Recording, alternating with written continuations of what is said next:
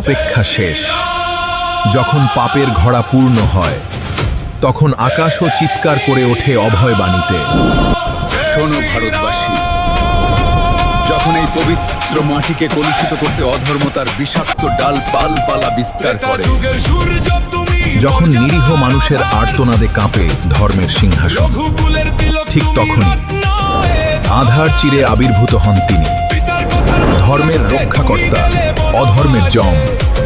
এক রুদ্র মহাশক্তি ধরাধামে অবতীর্ণ হন বিনাশের সংকল্প নিয়ে। তার এক হুঙ্কারে আজ তাসের ঘরের মতো ভেঙে পড়েছে পাপের সাম্রাজ্য, চূর্ণ হয়েছে অসুরদের দর্প, অস্ত গেছে অধর্মের সূর্য, প্রতিষ্ঠিত হয়েছে সত্যের আলো। এখন কেবল শান্তি, কেবল ভক্তি। আজ ইতিহাসের পাতায় স্বর্ণাক্ষরে লেখা হবে একটাই নাম, একটাই ধ্বনি, জয় শ্রীরাম।